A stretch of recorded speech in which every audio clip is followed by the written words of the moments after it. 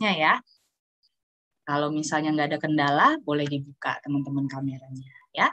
Sebelum kita memulai aktivitas kita, Miss mau memperkenalkan dulu ya ibu yang akan memaparkan materi, yaitu sudah bersama-sama dengan kita ada Ibu Marlia Esos. Selamat siang Ibu Marlia. Selamat siang Bapak Ibu semuanya, teman-teman sama penabur Semarekon Bekasi ya, betul? Ya, betul sekali Ibu Marlia. Terima kasih banyak Ibu Marlia untuk waktu yang sudah disediakan untuk hadir bersama-sama dengan kita. Ya, teman-teman, Ibu Marlia ini selaku perwakilan dari Universitas Pajajaran. Pekerjaan beliau adalah staf kantor komunikasi publik. Jadi nanti untuk 90 menit ke depan, ya kurang lebih 1 jam untuk memaparkan materi, dan kita ada tanya jawab ya Bu ya. Selama 30 menit ke depan, teman-teman yang mau bertanya dipersilahkan untuk raise hand dulu. Nanti setelah raise hand, Miss akan memanggil nama teman-teman, kemudian bisa secara langsung open mic-nya, atau misalnya kalau terkendala bisa melalui chat kolom begitu ya. Nah, sekarang kita persilahkan saja langsung kepada Ibu Marlia. Kepada Ibu Marlia, ruang dan waktu kami persilahkan. Oke. Terima kasih Bu Mary. Sebelumnya perkenalkan, nama saya Marlia. Tadi sudah disampaikan juga, saya dari Kantor Komunikasi Publik Universitas Pajajaran. Hari ini saya tidak hadir sendiri, ada juga rekan saya, Ibu Lisna, sama dari Kantor Komunikasi Publik. Jadi nanti kalau misalnya ada pertanyaan apa, mungkin nanti Ibu Lisna juga bisa bantu jelaskan. Terima kasih sebelumnya atas undangan ke kampus kami, walaupun kita ketemunya masih secara virtual ya, tapi mudah-mudahan Bapak Ibu guru di sini dan rekan-rekan sekalian, adik-adik semua bisa mendapatkan informasi yang selengkap-lengkapnya mengenai kampus Universitas Pajajaran. Saya izin share screen ya. Apa sudah di? Sudah Bu, silakan. Oke, sebentar ya. Sudah tampak ya? Sudah Bu. Oke. Nah, ya, ini wajah-wajah yang mungkin ada di antaranya alumni, mungkin barangkali ada salah satunya dari Smart Penabur. Ini juga ada Akang Teteh kalau di Bandung ya kita panggilnya. Ada yang masih kuliah dan ada yang sudah lulus. Nah, ini selamat datang di Universitas Pajajaran yang kampus utamanya adalah di Jatinangor di Kabupaten Sumedang. Nah, tapi sebetulnya kita masih punya beberapa kampus lain, ada juga di Bandung. Ya, ini kampusnya kalau di Bandung tuh lebih kecil karena kampus yang awal ya. Sekarang semua perkuliahan sudah pindah ke Jatinangor, kecuali untuk yang pasca sarjana sebagian masih ada di kampus Bandung. Selanjutnya ada di kampus Arjasari, kampus Pangandaran. Nah, ini ada yang kita kenal dengan PSDKU, program studi di luar kampus utama. Ada beberapa fakultas dan program studi yang membuka pengajaran di kampus Pangandaran dan di Garut. Nah, berikutnya ini view tampak atas ya kampus kami di Jatinangor. Jadi ini masih rimbun ya pohon-pohonnya di bawah kaki Gunung Manglayang, masih sejuk, nyaman buat kuliah. Kalau pagi-pagi bisa olahraga dulu, jogging, lari kecil, sepedahan gitu ya. Nah, maaf, kepencet.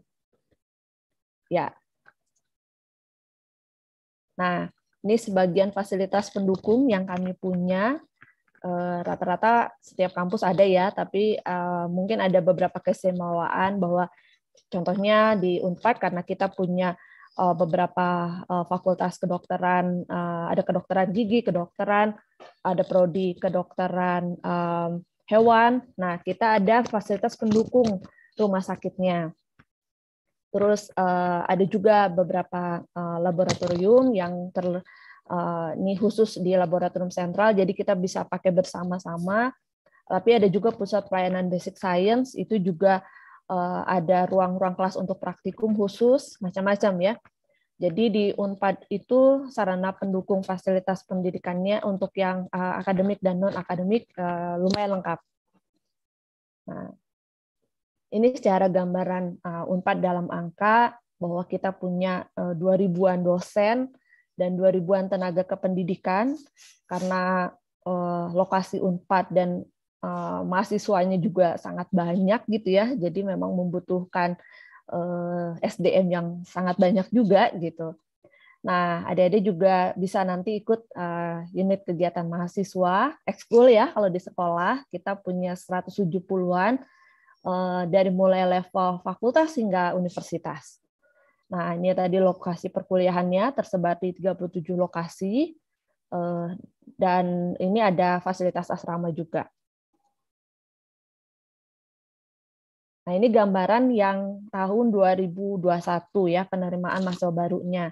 Untuk yang tahun 2022 memang kita belum tetapkan, karena kan kita masih lihat ya perkembangan sebelumnya dari pemerintah dulu nih, karena kita masih ikut di LPMPT untuk penyelenggaraan SNMPTN dan SBMPTN.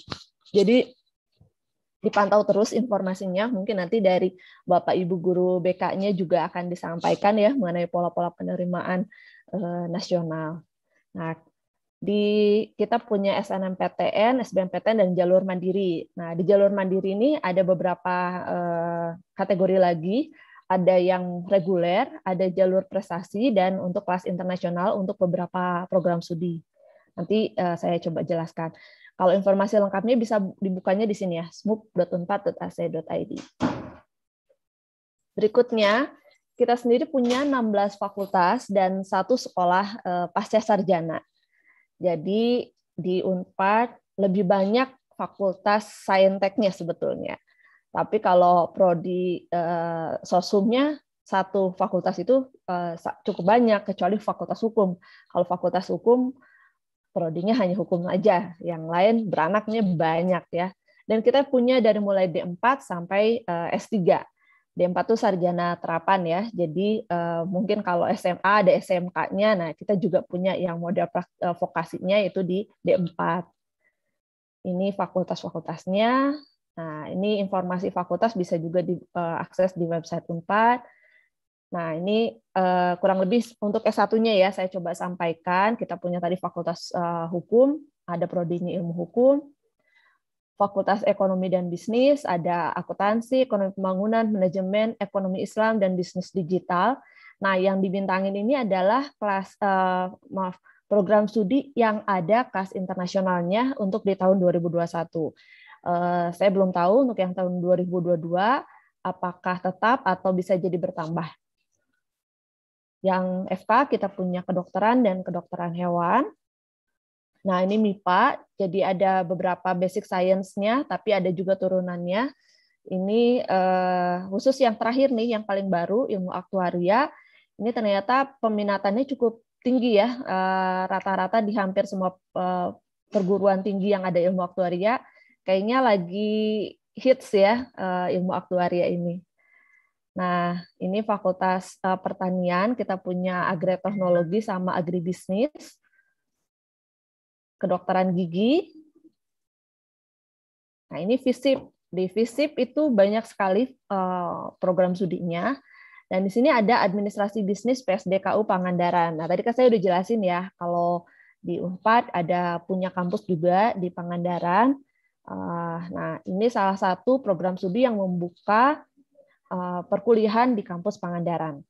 Nah, sisanya yang tidak ada tulisan PSDKU-nya, berarti ini lokasinya semua di Jatinangor. Ini Fakultas Ilmu Budaya, kalau dulu sih mungkin lebih dikenalnya dengan Fakultas Sastra ya. Nah, tapi kalau sekarang berubah namanya menjadi Fakultas Ilmu Budaya, ada beberapa macam sastra dan sejarah yang dipelajari di sana. Psikologi, nah psikologi Unpad masuknya ke Saintek ya. Jadi berbeda dengan di perguruan tinggi lain, kalau di Unpad masuknya ke Saintek. Nah, ini peternakan. Nah, peternakan juga punya kampus di Jatinangor dan di Pangandaran. Ilmu komunikasi, nah ini salah satu fakultas favorit. Ada juga kita buka program studinya yang di Pangandaran.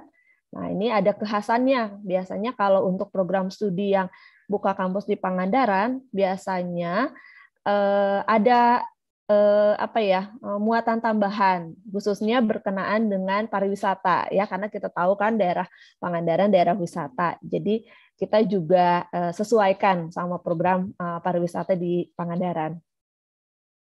Fakultas Keperawatan, nah ini ada yang di Pangandaran dan ada yang di Bandung. Sebetulnya ada juga di Garut, tapi untuk saat ini kita sedang tidak membuka pendaftaran untuk kampus Garut.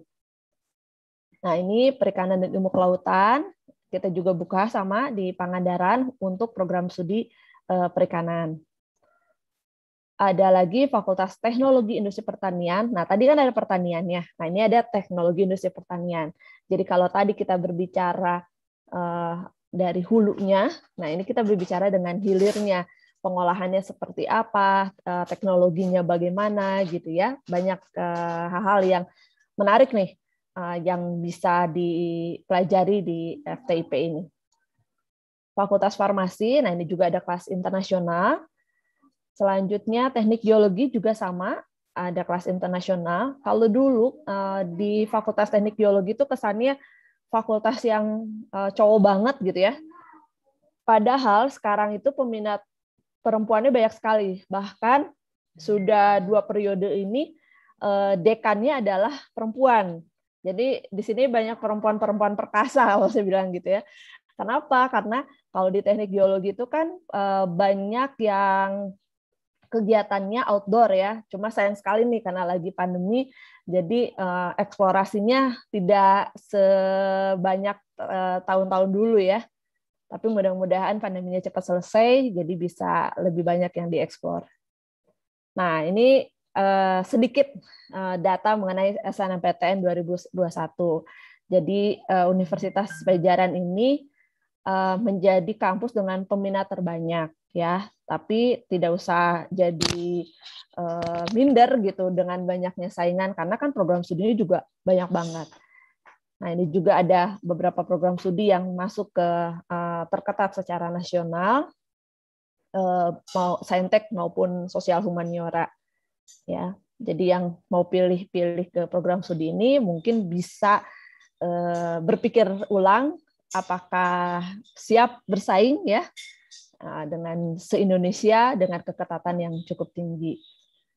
Selanjutnya ini gambaran untuk di Unpadnya ya. Kalau di Unpad yang paling tinggi peminatnya tadi ya sudah masuk ke top 10-nya nasional pasti ya. Tertinggi ini juga di Unpad ya itu sama teknik informatika. Jadi ini yang untuk saintek informatika. Kecenderungan tiap tahun ini belum tentu sama. Untuk teknik informatika memang beberapa tahun ini masih yang tertinggi. Tapi kalau dulu-dulu mungkin kesannya kayaknya kedokteran gitu ya, yang tinggi-tinggi. Kalau sekarang kedokteran agak turun dibandingkan teknik informatika, psikologi, farmasi, walaupun memang masih didominasi dengan fakultas kesehatan gitu ya. Nah, selanjutnya ini Soshum ya, untuk yang Soshum. Soshum juga masih tidak jauh berbeda dengan tahun sebelumnya, masih prodi-prodi ekonomi gitu ya, Vkom yang masih jadi favorit. Nah, ini untuk yang SBMPTN, ini beberapa data yang kita miliki. Nah, ini untuk peminatannya ya. Jadi kalau peminatnya yang terbanyak itu ya Fakultas Hukum. Tapi kalau yang terketat manajemen ya. Jadi beda ya. Jadi kalau kita misalnya mau pilih manajemen harus mengalahkan 78 orang. Lumayan ya, ketat. Nah, tadi selain S1 kita juga punya D4 sarjana terapan, tapi program studinya berbeda dengan S1. Dan ini memang lebih banyak pelajarannya, muatannya praktikum. Nah, ada beberapa program studi, dan ini masuknya melalui jalur mandiri. Jadi tidak masuk ke SNMPTN dan SBMPTN. Nah, ini untuk yang Pangandaran tadi. Nah, ini kampusnya ya, dengan latar belakang pantai gitu, masih kelihatan pantainya walaupun dari jauh. Ini gambaran biaya pendidikan untuk level kita untuk SNMPTN dan SBMPTN ini yang kebijakan tahun ini ya. Itu mulai 500.000 sampai 8 juta. Untuk humaniora dan soshum, dan untuk sainteknya mulai 500 sampai 15 juta per semester. Nah, tapi kalau untuk jalur mandiri yang diambil adalah UKT nilai tertinggi. Jadi kalau misalnya yang paling tinggi 8 juta berarti di 8 juta. Kalau yang 15 juta berarti di 15 juta. Hanya yang harus jadi perhatian bahwa uang kuliah tunggal ini berbeda-beda setiap program studinya. Jadi belum tentu semua IPA paling tinggi 15 juta. Tidak. Yang 15 juta itu biasanya di FK, di kedokteran ya. Kalau di program studi MIPA misalnya itu lebih murah.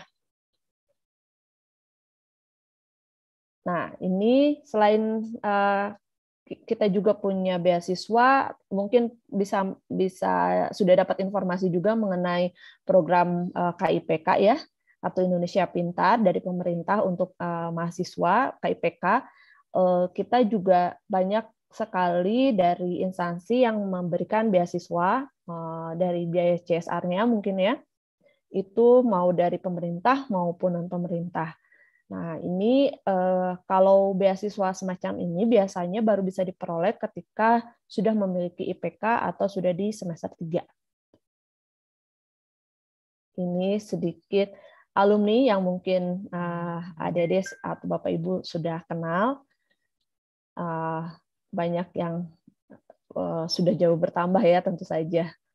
Nah, ini kalau masih ada yang kurang jelas bisa menghubungi kami bisa melalui email ke humas@unpad.ac.id atau bisa juga melalui media sosial Unpad. Silahkan follow. Ini ada IG-nya. Nah, ini kita punya 2 IG, ada IG Universitas Pajajaran dan IG Unpad @unpad. Kalau yang Unpad saja itu biasanya informasi-informasi PMB lebih banyak di sana. Tapi kalau pengen kenal Unpad secara keseluruhan, ada di Universitas Pajajaran. Jadi silahkan follow dua-duanya ya. Nah, baik, mungkin itu dulu informasi yang kita dari Unpad sampaikan. Kita bisa lanjut ke tanya jawab ya. Silahkan kalau ada yang mau bertanya. Ya, baik, terima kasih Ibu Marlia. Kepada teman-teman siswa, jika ingin bertanya, dipersilakan bisa raise hand. Kemudian nanti akan dipanggil gitu ya, siapa yang ingin bertanya, kemudian bisa open mic. Oke, dari penanya pertama dari Kinzi. Silakan Kinzi, open mic-nya. Siang. Saya mau nanya Bu Maria tentang kebutuhan SNMPTN yang di jurusan FK di Unpad, Bu. Itu ada kebutuhan khususnya atau tidak? Kebutuhan khusus maksudnya kayak gimana nih?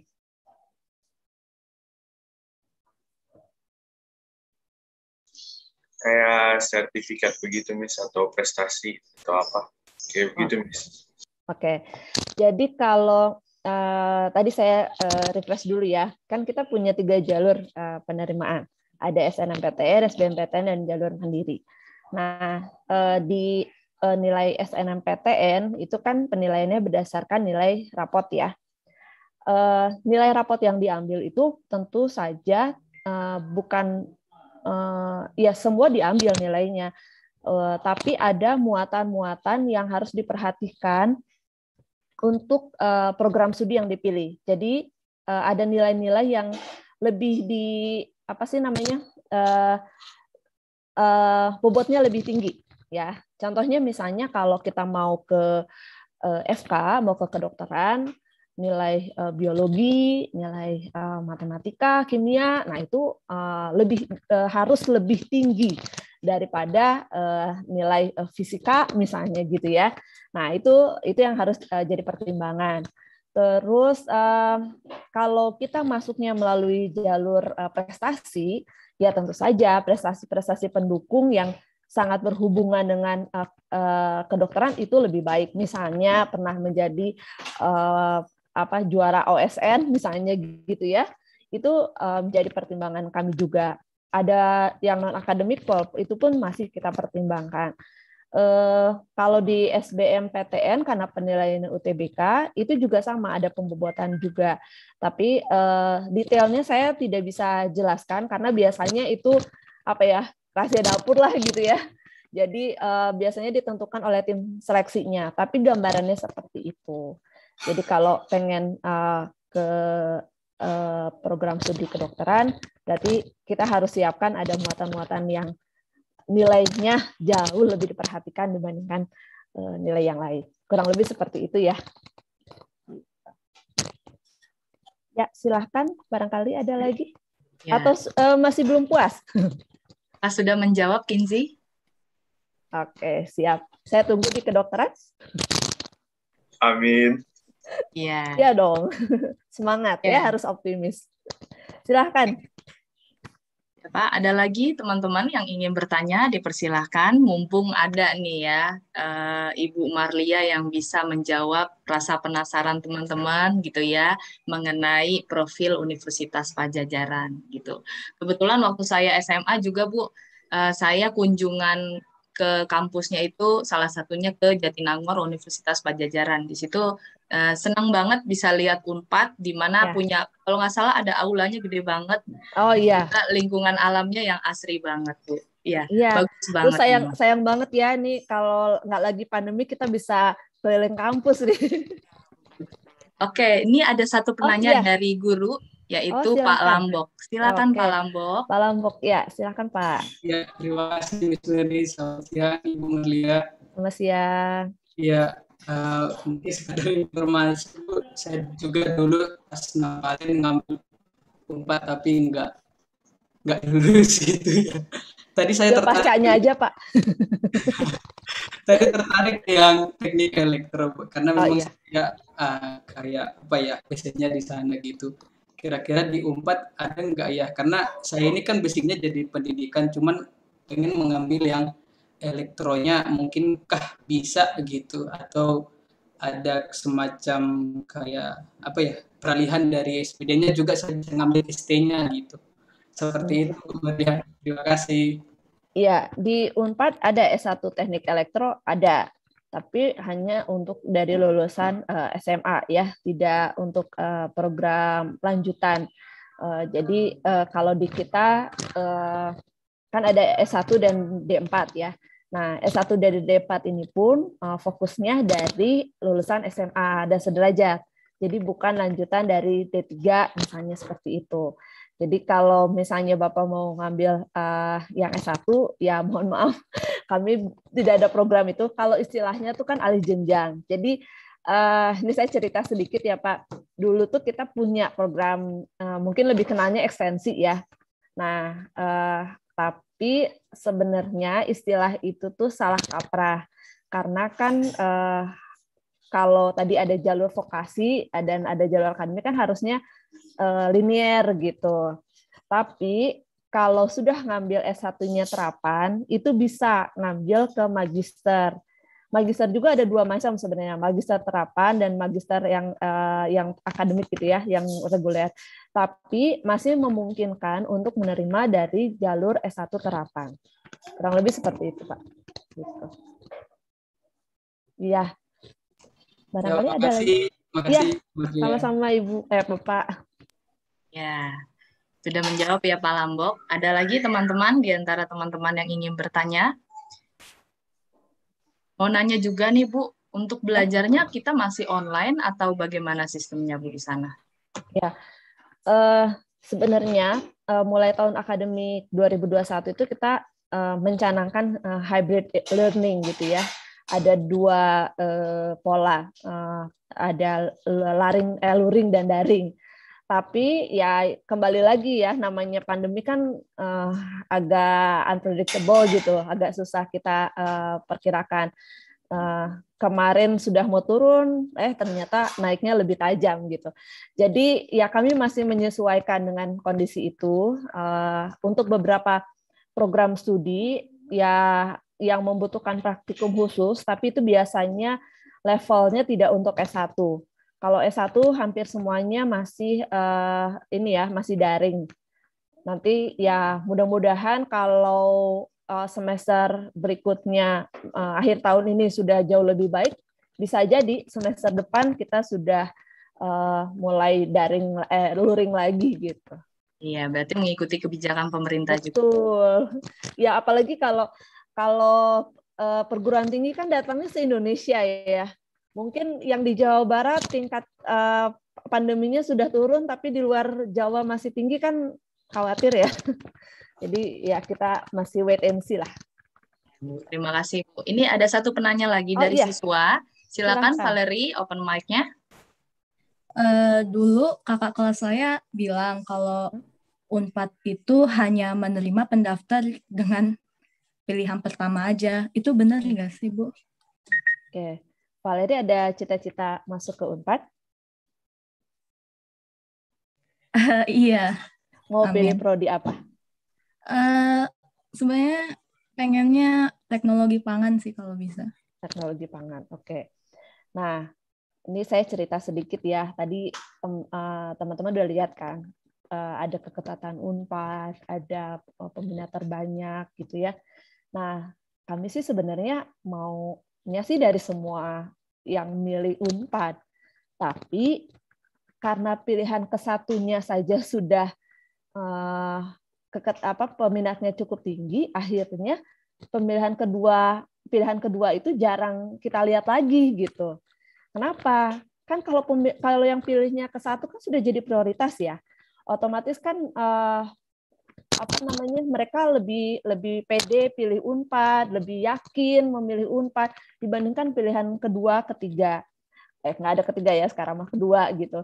Nah, jadi ya otomatis yang motivasinya lebih tinggi dong yang kita ambil. Nah, kebetulan nilainya pun memang kita cari juga yang nilainya tinggi juga. Tapi tidak menutup kemungkinan pilihan kedua juga ada yang masuk. Walaupun peluangnya lebih kecil gitu. Jadi tidak selalu benar juga harus pilihan ke satu, tapi sebagian besar memang seperti itu. Gitu ya. Mungkin ada lagi yang mau ditanyakan, Valerie? Tidak, terima kasih, Bu. Ya, oke. Ini ada lagi, Bu. Satu lagi dari siswa juga, Gabriela. Silakan Gabriela, open mic-nya, Nak. Oke, silahkan. Oke sih, Miss. Bu, saya mau nanya, Unpad tuh kira-kira ada kemungkinan nerima siswa penabur khususnya Sumarekon jalur SNM nggak sih? Soalnya kan selama ini kita lihat dari alumni-alumni nggak ada yang keterima SNM Unpad nih. Padahal kan anak-anak penabur pintar-pintar gitu. Masih. Oke. Kalau namanya kita bersaing, berarti harus siap bersaing dengan siapa saja. Penabur justru betul banyak yang pintarnya, malahan penaburnya juga banyak gitu ya. Nah, jadi di antara penaburnya aja kita harus sudah siap bersaing kan? Kenapa ya kok penabur yang ini masuk, penabur saya nggak masuk gitu? Nah, berarti itu yang kita harus upayakan lebih kuat lagi. Kami nggak pernah milih-milih sekolah. Kalau yang nilainya masuk, mau sekolah baru, mau sekolah lama, ya nggak jadi masalah. Karena ya kita juga kan pertimbangkan kualitasnya, nilainya gitu ya. Kalau SNMPTN kan itu dilihat juga dari akreditasi sekolah, ada indeks sekolah, indeks siswa, dan indeks wilayah. Untuk indeks sekolah ya tadi antara lain misalnya kalau ada track record alumni, akreditasi sekolah, prestasi sekolah. Nah, mungkin itu bisa ditingkatkan dari teman-teman semua. Jadi kita juga siapkan diri jauh-jauh hari, tidak hanya dari nilai pada saat misalnya di rapot saja, tidak, tapi misalnya sekolah tadi mempertahankan akreditasinya, terus siswa-siswanya rajin ikut lomba atau prestasi yang di mana-mana lah gitu ya, yang levelnya nasional jauh lebih baik. Jadi siap bersaing dengan banyak orang. Terus berikutnya mungkin ini juga yang harus sedikit diperhatikan pihak sekolah juga. Kalau waktu pemilihan program studi. Jadi kalau beberapa sekolah itu biasanya suka mengadakan mapping ya. Saya nggak tahu kalau di Penabur ada mappingnya nggak sih Bu? Untuk siswa dalam memilih prodi di SNMPTN misalnya gitu? Ada nggak ya Bu? Ada ya. Nah, itu akan sangat membantu sebetulnya untuk strategi memperbesar peluang lulusannya masuk ke perguruan tinggi. Jadi tidak ada penumpukan di prodi tertentu gitu. Nah, ini saya kasih contoh kalau tadi misalnya di kedokteran. Kedokteran itu di Indonesia itu kan dari Sabang sampai Merauke ada ya, dari Syah Kuala sampai ke universitas di Papua juga ada. Nah, Uncen ya. Nah, sekarang kita tinggal petakan siswa-siswa yang mau minat jadi kedokteran. Jangan sampai bertumpuk di universitas tertentu saja kalau ingin peluang masuk ke perguruan tinggi negerinya lebih besar melalui jalur SNMPTN. Nah, kalau kita ngomong SBMPTN, berarti kan kembali lagi ke hasil UTBK ya. Kalau itu kan perjuangannya personal ya.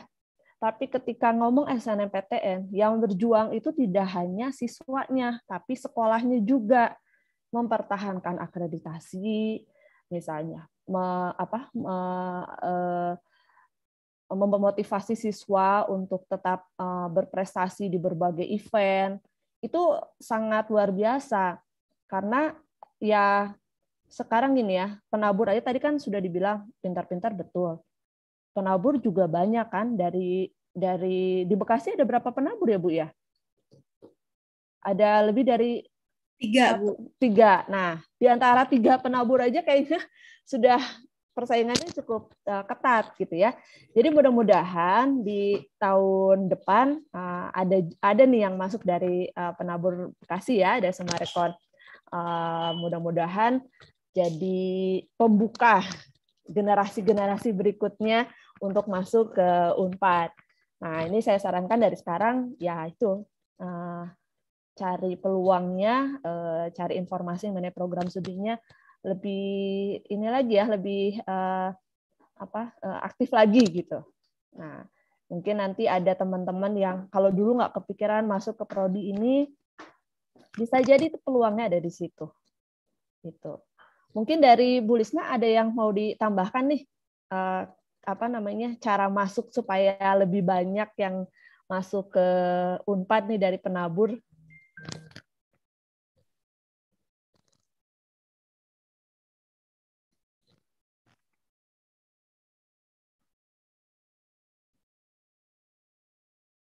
Suaranya nggak kedengeran, Bu?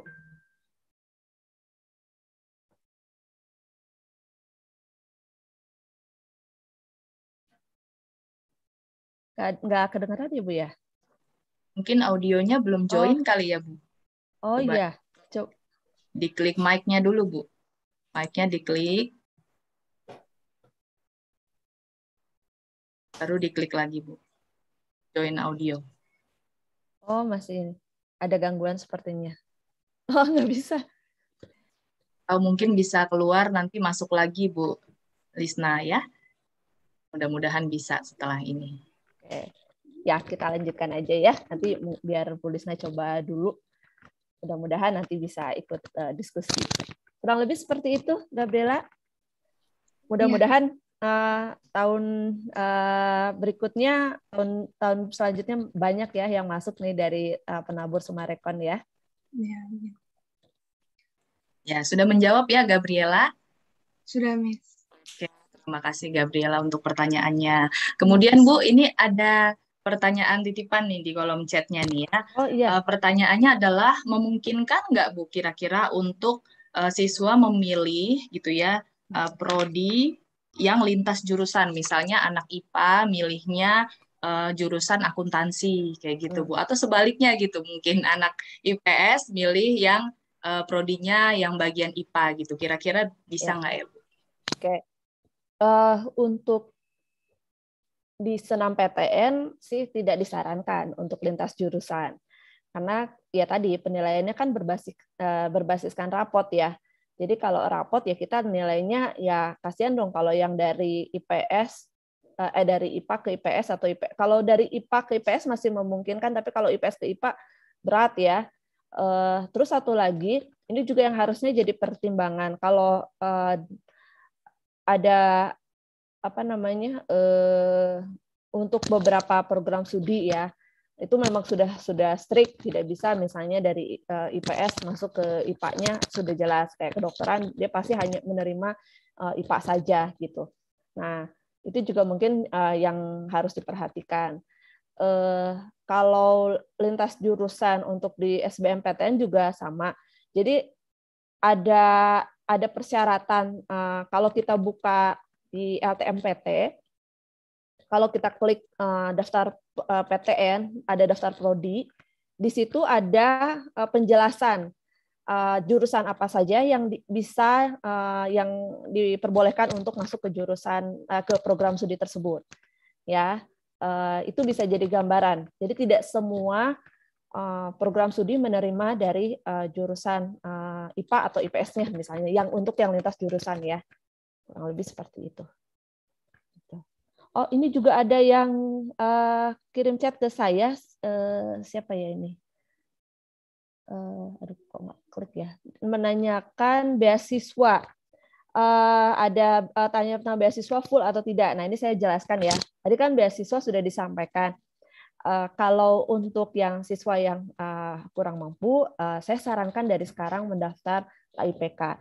KIPK itu tidak hanya untuk SNMPTN dan SBMPTN, tapi jalur mandiri juga bisa. Ya, jadi kalau memang merasa tidak yakin kemampuan ekonomi orang tuanya, ya kita kan punya motivasi untuk sekolah ya. Nah, itu akan sangat membantu. Apalagi kalau di KIPK itu tidak hanya biaya kuliah, tapi ada juga biaya hidupnya, ya ada tambahan. Walaupun memang standarnya tidak terlalu besar. Kalau di Unpad sendiri, tadi sudah disampaikan bahwa ada beasiswa dari berbagai donatur ya. Nah, itu programnya macam-macam. Jadi ada yang cuma kasih, kalau di Unpad itu disebutnya UKT ya, uang kuliah tunggal. Kalau di sekolah mungkin SPP gitu ya.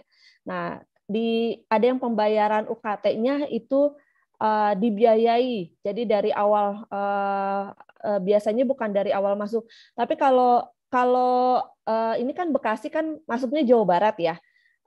Mungkin pernah mendengar ada Jabar Future Leaders. Nah, itu ada beasiswa dari Pemprov. Itu full dari awal masuk sampai lulus. Nah, tiap tahun mungkin Bapak Ibu bisa cari informasinya ya. Ada websitenya JFL, aduh saya lupa, Jabar Future Leaders sajalah pokoknya. Nah, itu untuk yang masyarakat Jawa Barat bisa dimanfaatkan. Ini kalau Bekasi masih satu planet sama Jawa Barat nih pasti bisa ya gitu. Nah, terus ada beberapa yang kasih beasiswanya tidak hanya biaya UKT saja, tapi ada biaya hidup, ada untuk penelitian, macam-macam. Jadi biasanya memang tergantung sponsornya gitu ya. Ada yang seleksinya hanya cukup pakai IPK saja, kasih persyaratan administrasi biasa, tapi ada juga yang harus wawancara, bikin portofolio apa gitu ya. Jadi beda-beda. Biasanya sih semakin susah persyaratannya, biaya dapatnya juga lebih besar gitu. Tapi memang akan ada evaluasi. Jadi ada perjanjian kayak KIPK. Misalnya KIPK, kalau KIPK apalagi ya, dari awal kan sampai akhirnya dibiayai oleh pemerintah. Batas waktu, batas studi itu kan jadi ada apa namanya, masa studi, ada batas studi. Kalau lama studi yang rata-rata itu 4 tahun kalau untuk S1. S1 dan D4 itu 4 tahun ya, atau 8 semester. Kalau ada peserta KIPK yang lebih lama kuliahnya, melebihi tadi 4 tahun itu, dia harus bayar UKT yang semester berikutnya. Nah, kalau terus ada lagi yang misalnya setiap semester itu akan dievaluasi. Misalnya IPK-nya. Kalau IPK-nya kok ini kayaknya ada masalah apa ya? IPK-nya pernah mendengar nggak IPK Nasakom? Nasakom itu nasib 1 koma katanya gitu ya. Jadi IPK-nya tuh kok kecil sekali gitu ya. Nah, ini dapat peringatan khusus nih dari dosennya gitu.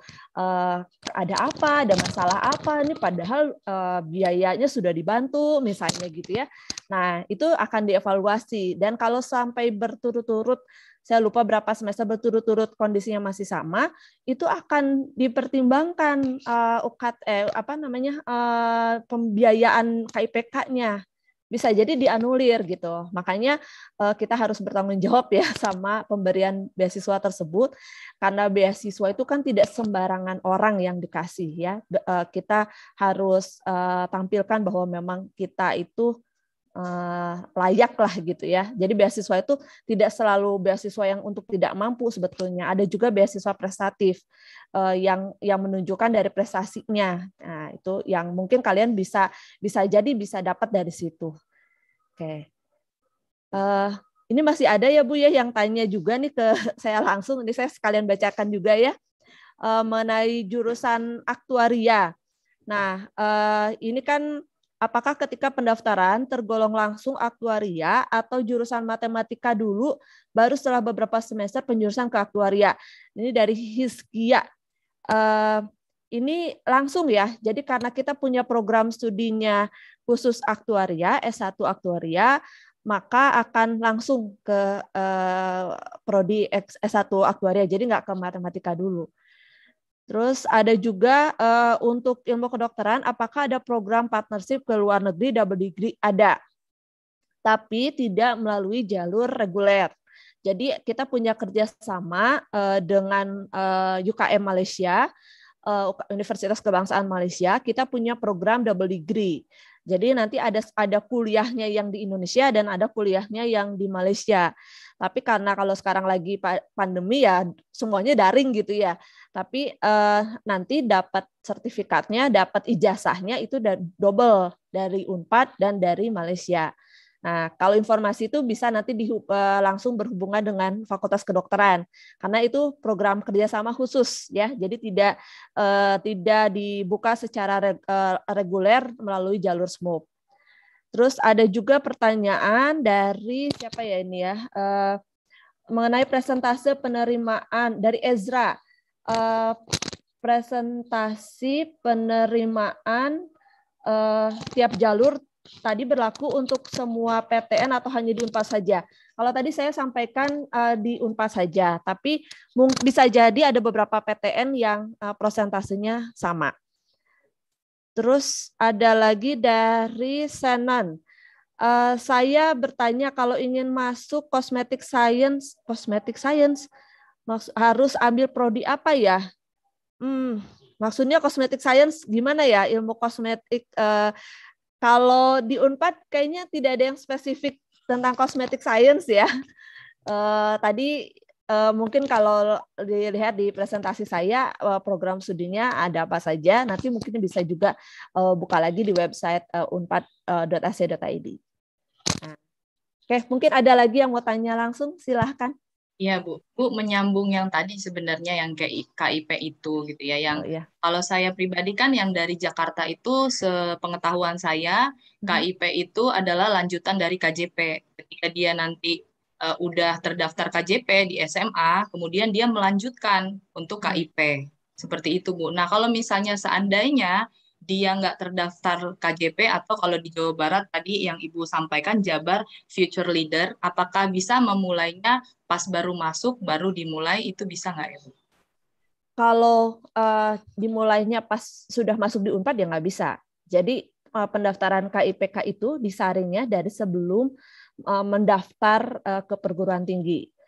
Nah, maksudnya gini, jadi daftar KIPK-nya itu dilakukan ketika dia masih di SMA. Kalau yang sudah punya KIP, itu bisa, aduh saya lupa ya istilahnya, kan di DKS ya, itu sudah terdaftar namanya, itu bisa lebih memudahkan. Mungkin bisa nanti buka website KIPK-nya ya, ada persyaratannya. Saya kurang tahu untuk yang tahun depan apakah masih sama atau enggak prosedurnya. Cuma yang KIPK ini itu tidak hanya berlaku saat di SNMPTN atau SBMPTN. Dan tidak hanya ke perguruan tinggi negeri saja, bisa swasta juga.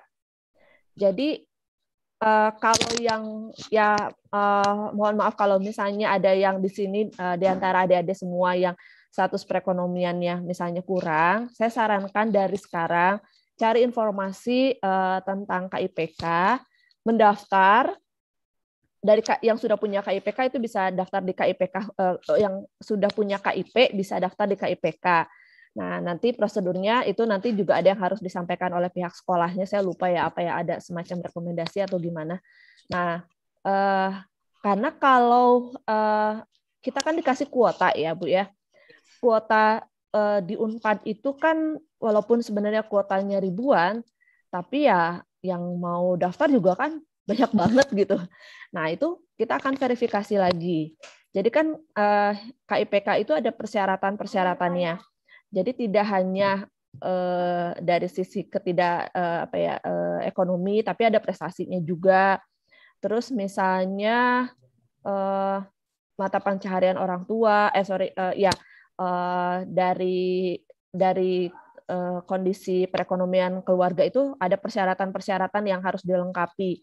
Nah, itu yang harus jadi perhatian karena ngumpulin berkasnya kan kayaknya lumayan ya gitu, memakan ya betul gitu. Jadi kalau memang punya motivasi tinggi untuk kuliah tapi tadi kita ada keterbatasan ekonomi, saya sarankan jauh-jauh hari cari informasi mengenai itu. Tapi tidak hanya program itu ya. Saya kurang tahu kalau di Bekasi ada program semacam beasiswa untuk kuliah atau tidak. Karena di beberapa kabupaten kota di Indonesia ya, saya nggak bilang di Jawa Barat aja, itu ada. Nah, bisa jadi tidak lewat jalur KIPK, tapi tadi bisa lewat jalur provinsi ya, yang JFL tadi, atau ada dari informasi dari dinas pendidikannya, Disdiknya mungkin ya Bu ya, bisa cari informasi atau mungkin sudah ada informasinya dari awal. Karena saya baru juga dapat informasi kalau nggak salah kemarin itu Kabupaten Bogor yang sudah ada MOU-nya. Terus di Jawa Barat itu Pangandaran. Nah, itu dari Bupati Pangandaran itu untuk siswa Pangandaran itu dapat beasiswa. Nah, mudah-mudahan dari Bekasi atau misalnya di sini ada juga yang dari Kabupaten Bekasi bisa coba tanya ke Disdiknya, ke Dinas Pendidikan. Mudah-mudahan dibantu gitu ya. Atau dari perusahaan-perusahaan juga banyak sebetulnya yang tidak langsung ke Unpad. Jadi ada beberapa instansi yang memang mau dalam bentuk yayasan atau perusahaan, kan kita suka dengar ada program CSR ya. Nah, itu banyak gitu yang menyelenggarakan beasiswa tapi tidak langsung bekerja sama dengan universitasnya. Jadi biasanya kita cuma dapat informasi bahwa si A, si B ini akan dibiayai oleh instansi apa gitu. Bisa jadi mungkin ada dari orang tua di sini yang kantornya punya beasiswa untuk anak-anak staff-nya gitu ya. Ada yang seperti itu. Gitu. Dicari aja informasinya. Untuk KIP ini beda ya Bu dengan beasiswa bidik misi, kan ada lagi yang namanya beasiswa bidik misi. Nah, mulai pemerintahan Jokowi itu sudah tidak ada bidik misi ya. Setelah Pak Jokowi jadinya ganti KIPK, kan kalau zamannya Pak Jokowi jadi banyak kartu-kartu ya. Nah, salah satunya itu tadi bidik misi diganti menjadi program KIPK. Prinsipnya hampir sama, cuma ada prosedur yang agak berbeda lah semacam itu gitu. Ya, Bu. Ini ada titipan pertanyaan, Bu, dari Pak Yosua Zega. Oh iya, Pertanyaannya silakan. adalah, apakah tingkat keberhasilan alumni ASB itu sekolah kami, Bu, di Oh iya. Unpad, bisa memberi peluang kepada adik-adik kelasnya yang mau masuk, atau sebaliknya, jika diterima di Unpad, namun tidak diambil karena harus kuliah di luar negeri, apakah akan mempengaruhi adik-adiknya untuk bisa masuk ke Unpad? Silakan. Ya, saya jawab berpengaruh. Nah, jadi walaupun pengaruhnya tidak besar, tapi itu berpengaruh, iya. Kan tadi sudah disampaikan ya, ada indeks sekolah, dan antara lain indeks sekolah itu mengenai track record alumni. Track record alumni itu tidak hanya mengenai prestasi alumni saja, tapi track record mereka di Unpadnya gitu ya.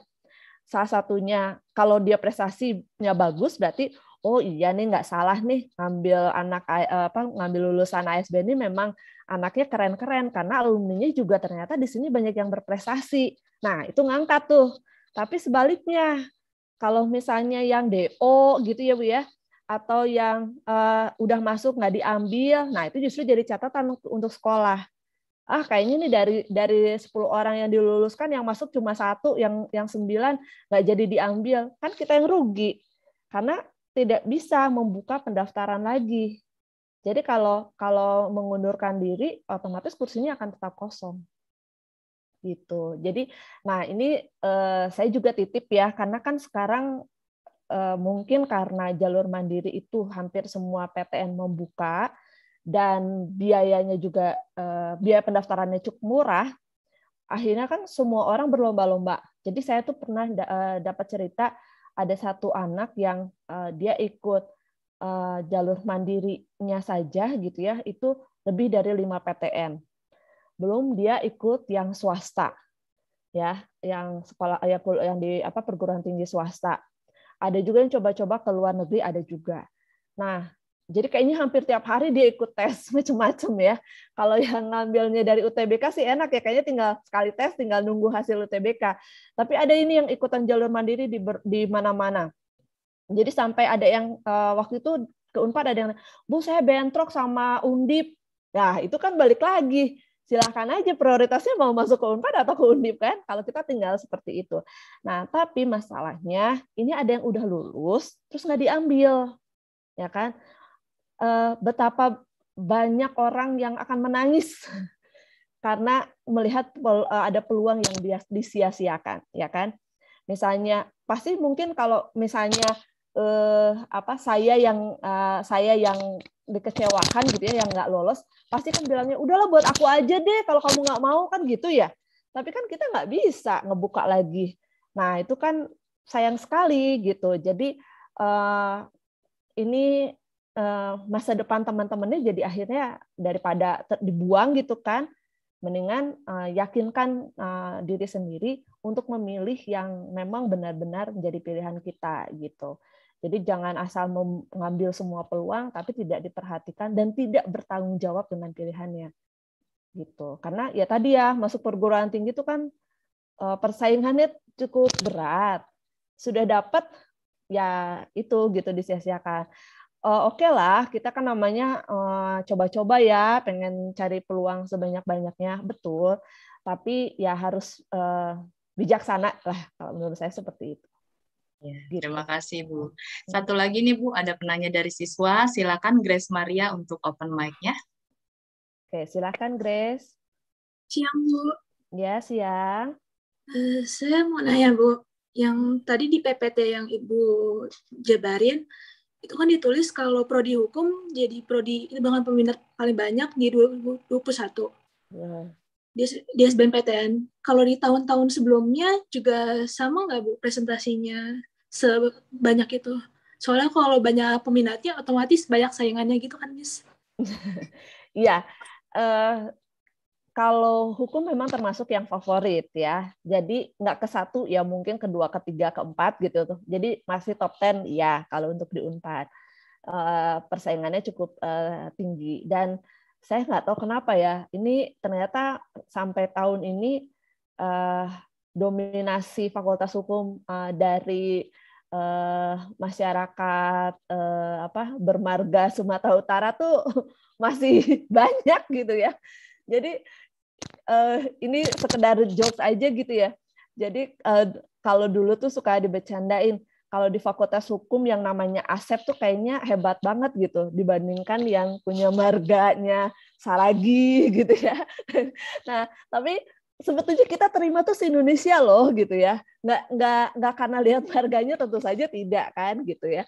Nah, jadi peminatnya banyak betul. Saingannya dari tiap tahun tinggi ya. Tapi kalau di Fakultas Hukum juga kan membuka kesempatannya juga cukup banyak gitu. Jadi makanya peminatnya terbanyak tapi bukan yang keketatannya tertinggi ya gitu. Jadi peluangnya masih lumayan lah, masih banyak gitu. Dicoba aja ya Grace. Mau masuk ke Fakultas Hukum? Iya Bu, amin Bu. Oh iya, oke. Saya tunggu ya. Kasih Bu. Ya, jawab ya Grace ya. Oke, ini Bu, pertanyaan lagi nih Bu. Kan Ya, kalau silahkan. misalnya kita mau masuk kuliahan, setelah kita belajar, salah satu hal yang benar-benar mungkin penting juga nih Bu adalah ikatan alumninya. Karena kita kalau mau kerja tuh biasanya kan ya memang kemampuan kita dinilai, tapi di satu sisi adalah mungkin linknya juga gitu ya, bagaimana kita mendapatkan informasi baik dari grup ataupun dari alumni. Pertanyaannya adalah kira-kira di Unpad ini ikatan alumninya seperti apa Bu, dan untuk kita menjadi peluang gitu ya untuk mencari pekerjaan apakah banyak juga ya Bu? Iya. Di Unpad ada Ikatan Keluarga Alumni Unpad, IKA Unpad. Nah, ya alhamdulillah IKA Unpad ini bahkan cabangnya nggak hanya di Indonesia aja, tapi sudah di luar negeri juga ada. Jadi lulusan-lulusan Unpad yang berkiprah di luar negeri itu juga ada cabangnya gitu ya. Kalau tadi kesempatan buka jaringan, wah itu luar biasa. Saya salah satu yang memanfaatkan jaringan itu gitu ya, sampai akhirnya saya lulusan Unpad. Saya balik lagi di Unpad gitu ya. Itu antara lain ya tadi jaringan alumni gitu. Mungkin karena sudah tahu kemampuannya segini, ini gini gitu ya. Dan itu juga berlaku untuk ke instansi-instansi. Alhamdulillah kita punya alumni yang ya itu ya dari Sabang sampai Merauke, di luar negeri juga ada, di instansi pemerintah banyak, swasta juga ada, multi company ada, macam-macam. Yang wirausaha juga banyak gitu ya. Jadi kita juga ya tadi menularkan itu gitu sama adik-adik angkatannya. Termasuk kita kerjasama untuk mengadakan job fair setiap kalau nggak salah saya lupa ya setahun 2 kali apa 3 kali gitu. Nah itu kita kerjasama dengan IKA Unpad. Jadi ya kembali lagi tadi yang memanfaatkan jaringan-jaringan itu. Ada juga yang spesifik, misalnya langsung dengan program studinya. Ini contoh kasus dari geologi. Nah ada dari IKA Unpad yang maksudnya dari IKA Unpad dari ya IKA Geologi ya FTG itu mengadakan rekrutmen untuk perusahaan di program studinya, langsung khusus merekrut anak teknik geologi gitu. Jadi banyak kesempatannya. Nah mungkin ini ya Dedek, kenapa kalau perguruan tinggi itu agak sedikit berbeda karakternya ketika dibandingkan di SMA. Kalau SMA kan semua sama ya, paling bedanya IPA, IPS gitu kan. Terus cara belajarnya mirip-mirip. Tapi ketika di perguruan tinggi, kita kan dituntut untuk mandiri. Dituntut untuk tidak hanya mandiri dari sisi belajar, tapi yang aktivitas non-akademik juga. Tadi ada ekskul ya, ada unit kegiatan mahasiswa. Itu salah satu jalan untuk memperluas jaringan. Karena ketika kita aktif di berbagai, istilahnya kalau kita nyebutnya UKM, unit kegiatan mahasiswa, itu bisa ketemu dari mana-mana, dari program studi mana-mana, dari daerah mana-mana. Jadi jangan kaget kalau satu kelas itu bisa dari Sabang sampai Merauke itu ada gitu ya. bahkan ada dari mahasiswa asing juga ada gitu. Nah, itu pengalaman seperti itu yang mungkin akan berbeda dengan di SMA. Nah, jadilah pribadi yang memang menarik gitu ya, aktif. Jadi kalau mahasiswa kan ada istilah kupu-kupu, ada kura-kura, ya kupu-kupu tuh kuliah pulang gitu. Ada kura-kura, kuliah rapat. Nah, ini anak aktivis nih ya. Kuliah rapat, ada anak kunang-kunang. Apa tuh kunang-kunang? Kuliah nangkring. Nangkringnya di mana dulu tapi ya. Kalau nangkringnya di Sekre UKM masih mending. Kalau nangkringnya di warteg, wah, itu mainannya sama anak warteg gitu kan.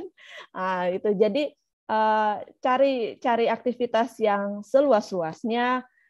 Kalian bisa ikut berbagai aktivitas. Bisa kalau yang suka olahraga mungkin bisa coba aktivitas olahraga di Unpad juga banyak kan, ada UKM olahraganya banyak sekali, yang atlet-atlet PON banyak di Unpad. Terus yang misalnya suka bahasa juga ada. Kalau tadi ya misalnya yang di Fakultas Hukum kita tuh tiap tahun alhamdulillah sering ikut kejuaraan namanya moot court. Moot court itu peradilan semu. Jadi kayak latihan kayak role play gitu ya. Jadi di pengadilan. Jadi ada kasus apa dan bersidang gitu, pura-puranya bersidang. Nah, itu kita sudah ikut sampai internasional. Dan itu memperluas jejaring dengan universitas lain di luar negeri. Terus kalau misalnya ada lagi yang UKM yang memang berafiliasi dengan UKM serupa se-Indonesia bahkan internasional. Ada contohnya ISEC itu saya lupa ya singkatannya. Itu internasional, tapi ada yang komunitasnya di Unpad. Terus ada kalau di pertanian saya lupa istilah panjangannya IS itu apa ya? Pokoknya agriculture apa gitu. Nah, itu anak-anak pertanian temennya internasional gitu. Jadi dia punya bahkan ada alumni yang sekarang aktif di NGO gitu. Jadi perbanyak jaringan ya di kampus itu. Mungkin nanti siapa tahu teman kalian yang satu kelas ini adalah calon-calon CEO gitu ya. Calon-calon bos multi company. Mungkin siswa-siswa di Penabur ini ada yang suatu hari nanti akan jadi komisarisnya apa gitu kan? Siapa tahu. Nah, jadi ya itulah, perbanyak teman, pilih teman yang baik tapi ya jangan tidak banyak ya pilih teman itu harus ada tapi bukan berarti terlalu berlebihan. Kita cukup ambil yang baiknya saja ya, karena namanya punya kenalan dari Sabang sampai Merauke, jangankan jauh-jauh ya, di kelas aja kan mungkin ada teman yang nyebelin, ada teman yang suka nyontek, mungkin ada juga yang teman yang pinter banget gitu ya, jenius banget sampai bisa jadi partner yang enak kalau buat belajar, macam-macam kan. Di kampus juga sama kayak gitu. Ada juga yang nyebelin, ada juga yang menyenangkan buat berpartner, bikin usaha bareng. Jangan salah loh, teman-teman, mahasiswa sekarang itu kan kreatif ya. Ada yang jadi content creator, wah udah punya penghasilan sendiri dari YouTube gitu. Bikin kalau dulu ngelihat TikTok itu kayaknya cuma buat joget-joget nggak jelas gitu ya. Kalau sekarang itu konten TikTok banyak yang edukasi. Bahkan dosen kami mungkin pernah mendengar ada Ibu Ira, itu dia pernah menjadi nominasi dari TikTok untuk konten edukasi. Nah, itu banyak hal-hal yang bisa kita pelajari. Jadi tidak semua bisa dikatakan ini jelek atau bagus, tidak seperti itu ya. Kita harus menyaring lah gitu, nyaring teman, nyaring pergaulan itu gitu. Seperti itu mungkin ya, Bu. Iya, terima kasih banyak Bu Marlia penjelasannya. Ini Bu, ada pertanyaan lagi mengenai budaya perkuliahan. Kalau saya ingat, kalau saya kebetulan alumni dari UNJ, Bu. Nah, di UNJ itu kita punya banyak kegiatan ekstrakurikuler gitu ya, baik yang bersifat agama maupun bersifat yang lainnya gitu ya, Bu. Nah, di situ ada Islamic Center juga, walaupun saya non-Muslim gitu ya, saya kan Kristen, walaupun saya Kristen, saya merasa di UNJ itu saya diterima. Nah, di sini pertanyaannya juga hampir mirip dengan itu. Pertanyaannya bagaimana budaya perkuliahan di sana dan bagaimana menyikapi perbedaan yang ada baik suku, agama dan lain-lainnya sehubungan dengan nasionalisme yang ada di Unpad. Itu Bu. Silakan Bu. Berat sekali seperti soal PPKN ya. Iya Bu. Iya, tapi menarik sekali pertanyaannya. Nah itu tadi ya, mungkin saya tadi kasih gambaran sedikit betapa heterogennya perkuliahan, betapa kita akan ketemu banyak sekali karakter. Nah itu belajar, apalagi nih ya, kalian kan dari Bekasi, nanti kalau suatu saat kuliahnya akan daring, luring, kalian akan ketemu langsung, jauh dari orang tua. Mungkin kalau di rumah masih ada yang nanyain jam berapa pulang gitu kan, masih di mana nih, udah makan belum. Nah, ketika di kampus nanti yang jauh dari orang tua mungkin nggak ada yang kayak gitu. Kalian harus bertanggung jawab sama keputusan kalian sendiri. Kapan harus pulang on time, kapan pulangnya telat, ngapain saya pulang telat, termasuk dalam memilih teman, memilih organisasi, ya semacam itu.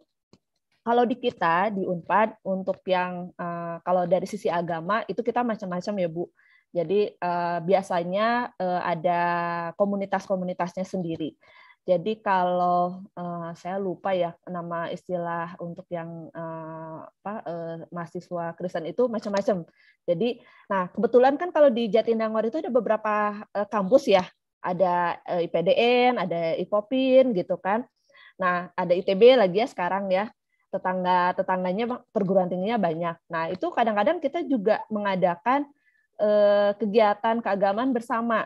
Jadi misalnya Natal bersama gitu ya. Itu setahu saya ada. Dan di setiap fakultas juga ada.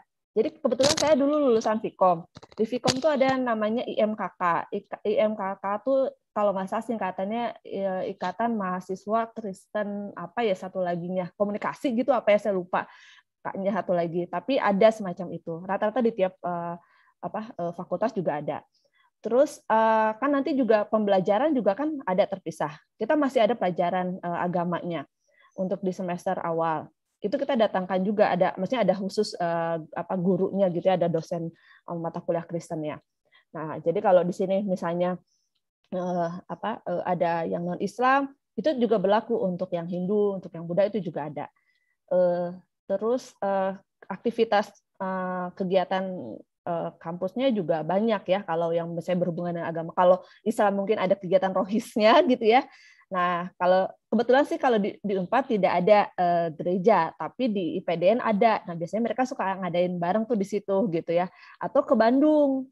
Kan di Bandung kan banyak ya, Universitas Kristen juga ada. Nah, ngadain kerjasama itu banyak kok gitu ya. Maksudnya peluang aktif di situ banyak. Terus kalau namanya ya kembali ya kita berbicara mengenai lingkungan ya kan mungkin orang tua mempercayai kalian untuk kuliah di Unpad yang jauh dari rumah itu berarti orang tua sudah siap melepas dengan kemandiriannya kalian gitu. Nah bertanggung jawablah dengan amanah itu. Ketika kalau di sekolah mungkin guru-guru itu sedekat ini ya, bisa curhat, bisa kami juga dosen, tapi karakternya akan berbeda. Tidak seperti guru-guru di sekolah. Nah, karena namanya mahasiswa itu kan dianggapnya sudah dewasa ya, sudah bisa memilih, sudah bisa menentukan sendiri. Nah, itu yang makanya kita harus hati-hati cari pergaulan.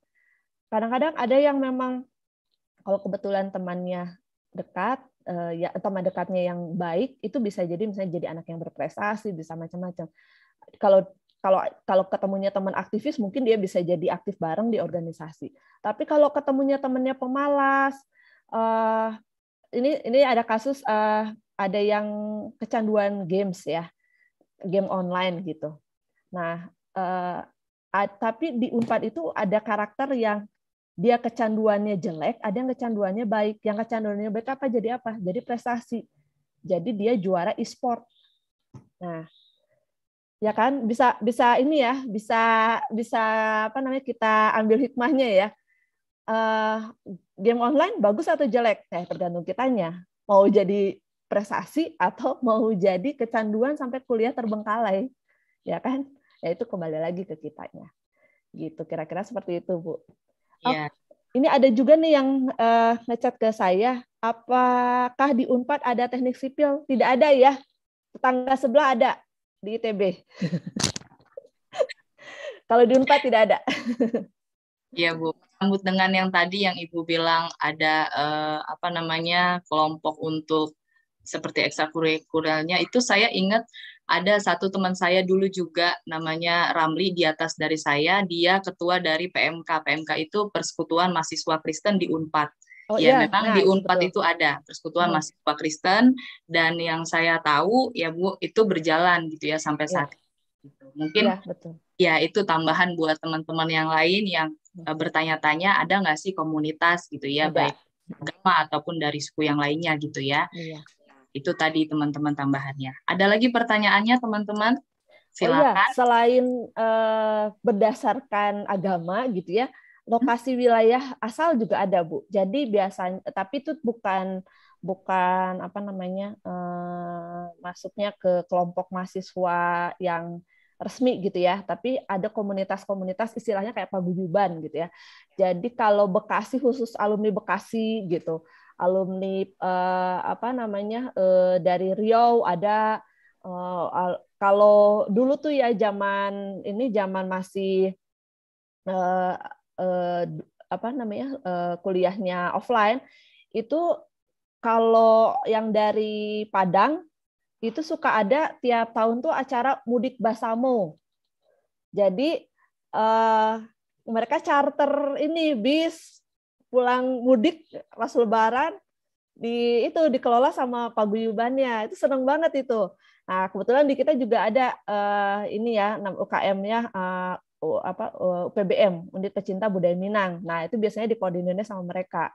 Jadi istilahnya mudik Basamo. Wah, seru banget lah pokoknya. Di Bekasi juga ada paguyuban untuk mahasiswa Bekasi, saya lupa ya istilahnya apa. Biasanya mereka tuh tiap tahun juga buat kegiatan kayak sosialisasi Unpad ke sekolah. Tapi biasanya karena mereka datangnya sebagai alumni gitu. Mungkin ada juga kayak bikin tryout misalnya ya. Ada juga yang mengundang pihak Unpadnya untuk jadi pembicara. Di beberapa daerah sering ada kejadian, ya ada aktivitas seperti itulah dari mahasiswa. Jadi mahasiswa juga ikut bantu promosiin Unpad gitu. Ya, Bu ya. Ini Bu, sambil menunggu pertanyaan lagi dari siswa, saya ada pertanyaan juga, Bu. Kira-kira bakalan ada nggak sih, Bu, bedah kampus virtualnya Unpad gitu? Kalau ada, biar kita ikut gitu, Bu. Oh iya. Kalau tahun kemarin itu awal tahun ya, karena biasanya kita tunggu informasi SNMPTN, SBMPTN dulu. Nah, biar nanti bisa disampaikan. Jadi kalau sekarang kan informasinya masih mengacunya ke tahun 2021 ya.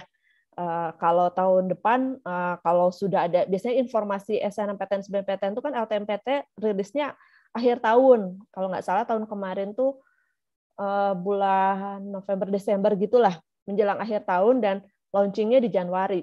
Jadi biasanya kita ngambil momen seperti itu setelah ada kebijakan nasionalnya. Jadi biar informasi mengenai PMB-nya lebih lebih banyak, lebih lengkap. Mungkin kalau ya karena kondisinya masih gini ya, kita juga waktu tahun kemarin mengadakannya secara virtual juga. Jadi biasanya mahasiswa sih yang bikin kegiatan itunya, tapi menghadirkan program studi. Jadi ya virtual booth lah gitu ya modelnya. Jadi langsung via Zoom nanti kita bisa langsung ngobrol sama program studi yang akan dipilih. Nah, itu biasanya tiap tahun ada. Tapi kalau jadwalnya itu belum ada informasinya. Nanti silakan pantau terus informasinya di website dan media sosial Unpad.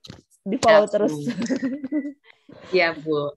Ini sambil menunggu juga, ini kan Ibu Lisna sudah tergabung. Apakah sudah bisa join bersama-sama dengan kita? Kebetulan tadi dengan topik bagaimana sih caranya supaya lebih mudah gitu untuk bisa masuk Unpad gitu. Halo Ibu Lisna, apakah sudah Bisa? Masih. Belum bisa kayaknya audionya. Aduh, sayang sekali. Ya, Ibu Nggak Lisa. kedengeran. Masih Nah, belum ini Bu, bisa belum bisa. dikonekin audionya ya.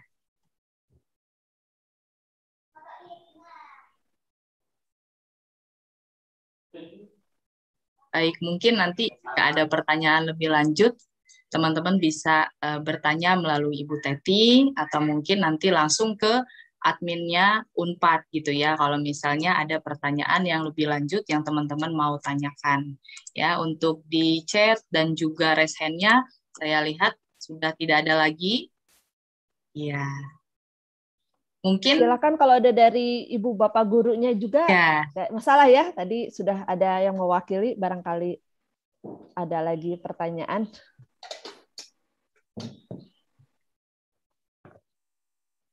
Ya, coba Ibu Lisna, katanya sudah bisa nih.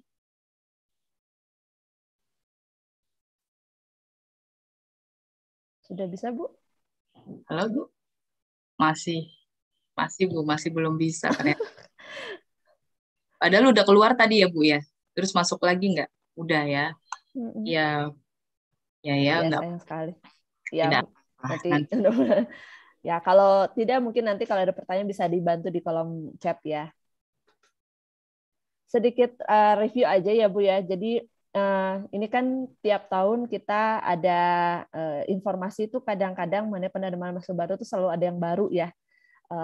Jadi kalau saya sarankan ya memang updating itu tidak hanya untuk kelas 12 saja, tapi pengenalan informasi semacam ini ya dari awal juga jauh-jauh hari. Mungkin bukan penerimaan mahasiswa barunya, tapi minimal program studi yang ditawarkan gitu ya.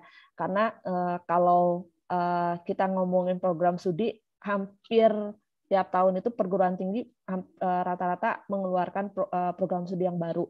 Ada aja lah gitu ya yang barunya.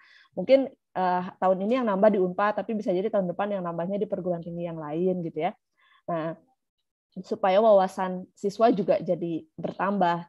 Ya kalau tadi kita berbicara turunannya matematika, sekarang sudah berkembang ya. Kalau dulu dari matematika turunnya hanya statistik, tapi sekarang statistik turun lagi kan, jadi ilmu aktuaria misalnya gitu. Jadi menambah wawasan siswa-siswa juga. Mungkin bisa ya itu tadi mengenalkan jauh-jauh hari. Gitu. Ini ada satu pertanyaan Bu dari PIC kita, Ibu Teti. Silakan iya. Ibu Teti. Ya, baik, silakan Bu. Siang Bu Marlia. Ya, Perkenalkan saya Teti Bu yang kita suka komunikasi. Ya Bu. Marlia, saya ingin menanyakan berkaitan dengan persyaratan beberapa program studi. Ada yang mensyaratkan tidak boleh buta warna. Oh ya. Ya, karena pernah punya pengalaman. Jadi siswa kami ternyata itu setelah tes buta warna sehingga harus sudah diterima di Unpad, sehingga harus ganti program studi ditawarkan gitu ya. Anaknya sih bersedia, kemudian memang berprestasi baik ya, indeks prestasinya juga baik gitu. Nah, persyaratannya untuk yang buta warna itu apa saja supaya para siswa mempersiapkan diri, itu yang pertama. Kemudian yang kedua Bu, para siswa kami ini sebenarnya, ini hanya informasi sih sebenarnya, bukan pertanyaan. Informasi kepada para siswa yang lain bahwa kakak-kakak kelas kalian banyak yang bisa masuk Unpad melalui SNMPTN ya, dan juga SBMPTN gitu. Jadi kita semua harus percaya diri, harus meningkatkan diri, pasti kita bisa. Itu. Terima kasih Bu untuk kesempatannya. Mengenai buta warna, nah ini tadi salah satu persyaratan khusus ya. Jadi kalau di Unpad semua prodi saintek itu tidak boleh buta warna. Kalau dulu kita masih ada yang boleh buta warna parsial, tapi kalau tahun ini sudah nggak boleh. Jadi kalau dulu biasanya kayak statistik itu masih boleh, kalau sekarang udah nggak boleh. Jadi ada kebijakan semua saintek tidak menerima buta warna. Nah jadi ada baiknya mungkin kalau yang buta warna penuh itu biasanya sudah dapat diketahui jauh-jauh hari. Tapi yang parsial ini kebanyakan ketahuannya setelah tes. Jadi mungkin pihak sekolah juga bisa bantu sosialisasi untuk yang siswa-siswa yang akan masuk ke prodi Saintek supaya memeriksakan terlebih dahulu. Jadi supaya nggak nyesal ya. Maksudnya bukan berarti kan ketika dipindahkan juga kan itu disesuaikan dengan minatnya. Tapi kan beda ya kalau kita sudah berjuang untuk program studi tertentu terus tiba-tiba berubah, itu pastilah agak kecewa mungkin gitu ya, tidak sesuai ekspektasi. Nah, jadi bisa diketahui dari awal.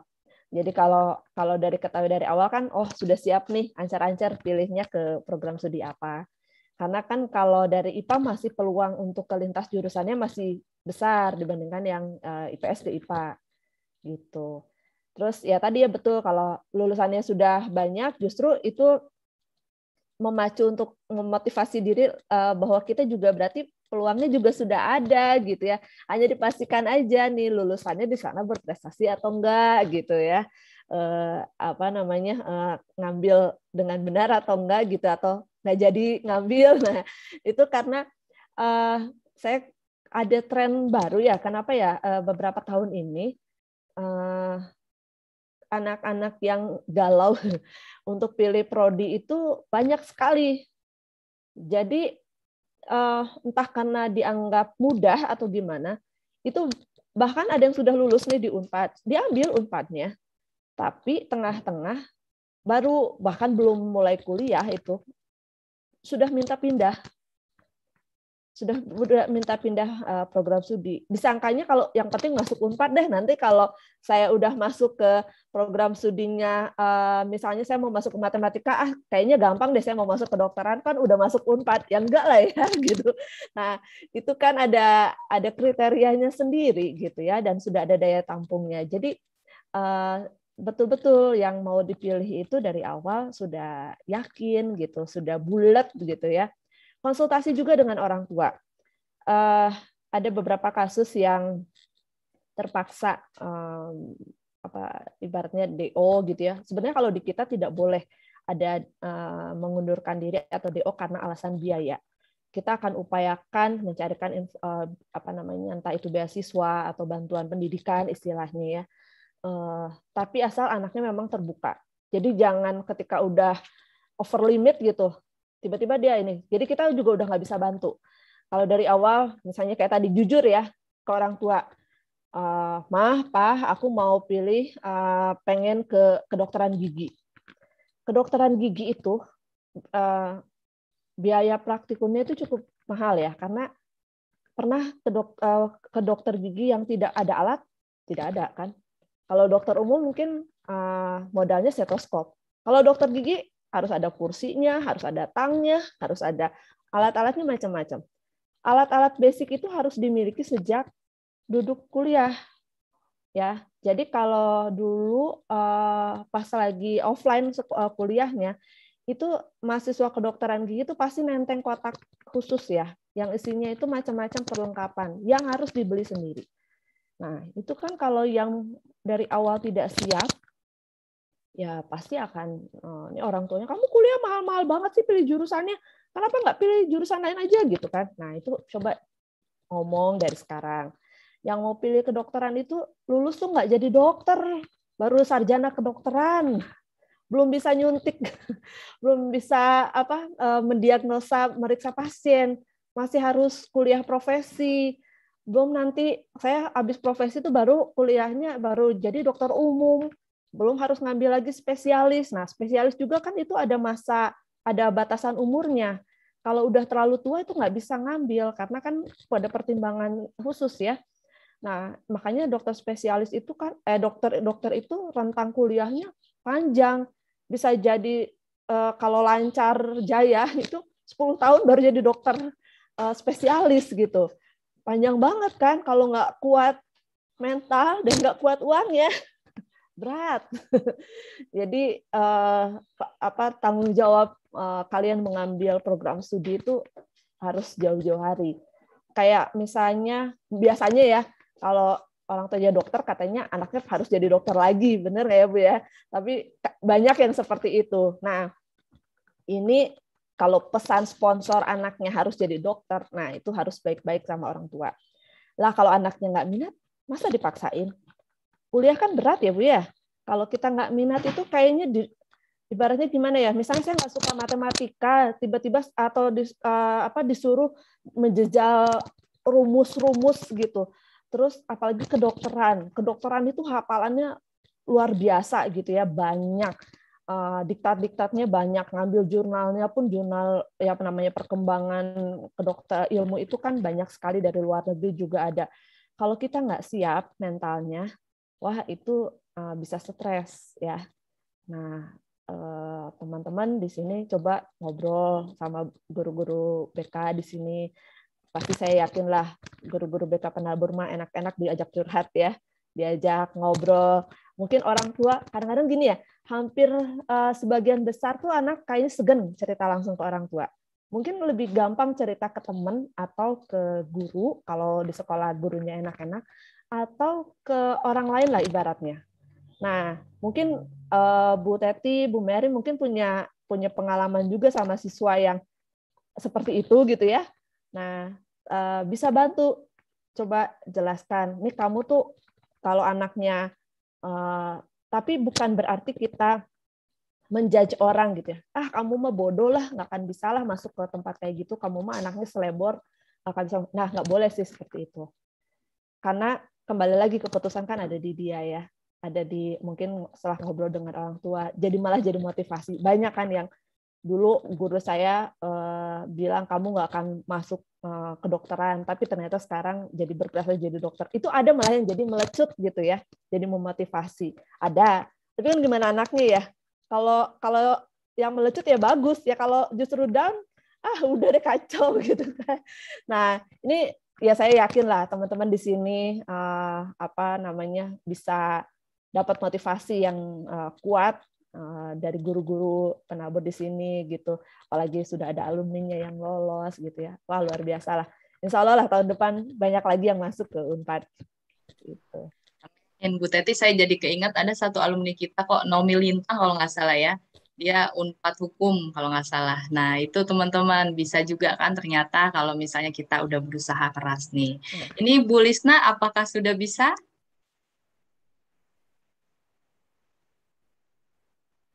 Halo, masih di mute, Bu? Masih di mute, Bu. Halo, halo. Iya, akhirnya sudah bisa. Aduh, mohon maaf ya, Ibu. Barusan saya tuh ganti dari laptop ke PC. Jadi saya nggak bisa. Untung di rumah ada cadangan. Silakan Bu, nih kita mau tahu gimana caranya, mungkin ada tips dan triknya supaya anak-anak murid kita itu bisa tembus ke Universitas Pajajaran. Silakan. Ya sebenarnya itu kan umum ya, masalah umum ya Bu. Semua orang juga pasti, ya siswa pasti maunya masuk ke Unpad. Unpad adalah karena universitas favorit ya. Jadi ya kuncinya mungkin ya harus belajar, itu aja intinya. Kalau belajar itu ya bisa saja kalau di sekolah kan ada les atau ada bimbingan belajar. Atau gini, misalnya si siswa itu fokus mau ke prodi apa di Unpad gitu. Jadi harus belajarnya harus agak gimana ya? Sungguh-sungguh aja gitu supaya bisa masuk ke tujuannya tersebut. Itu aja mungkin kalau tips dari saya sih.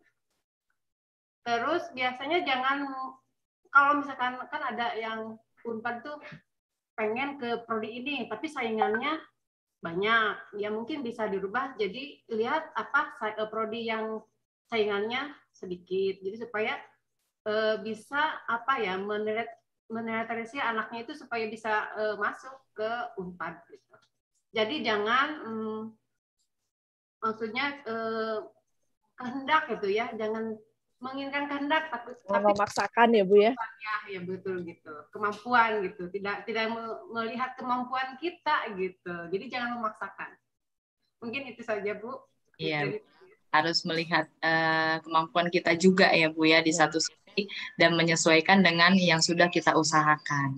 Terus ini satu saya mau menambahkan, tadi kan ada Tehmar itu setelah tentang IKA ya waktu itu tadi tuh. IKA. Oh iya, IKA Unpad alumni. Nah, alumni. Ya. jaringan apa kerja gitu ya? Ya. Ya. Gitu. Mungkin kalau di Unpad itu bukan kalau nggak salah ada apa ya? Kita tuh di CDC ya, Bu. Oh iya. Nah, itu yang magang. Ada ini. Jadi semacam lembaga khusus di Unpad yang mengelola ya tadi jadi kayak pencarian informasi lowongan kerja, terus rekrutmen, magang. Nah, itu melalui CDC Unpad gitu. Jadi jangan khawatir. Career Development Center. Nah, istilahnya seperti itu. CDC saya lupa apa tuh kepanjangan. Ya.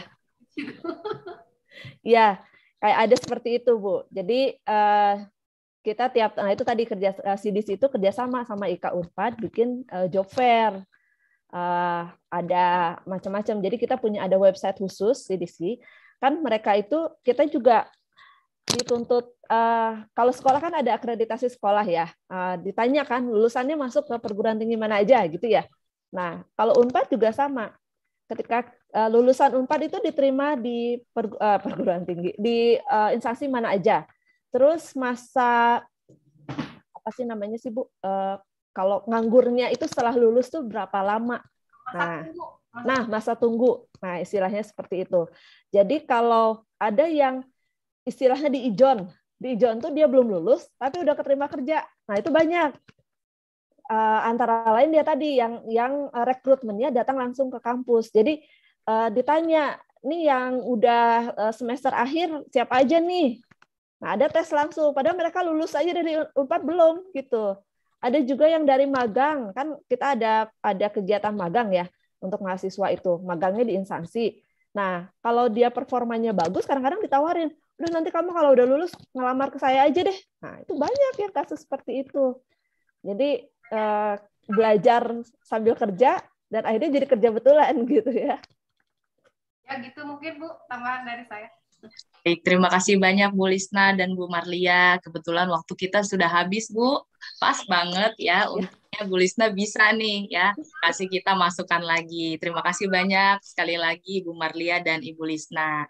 Nah, teman-teman siswa di kolom chat sudah diberikan ya link untuk form evaluasi EduFair ASB ya. Silakan diisi teman-teman, sambil mengisi mungkin kita bisa foto bersama dulu ya Bu sebelum kita sudahi acara ini. Silakan kepada Pak Lambok, apakah bisa dibantu untuk capture foto-foto kita?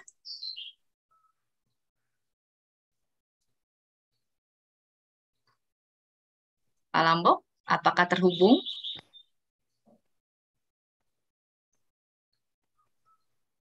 Ya, Pak.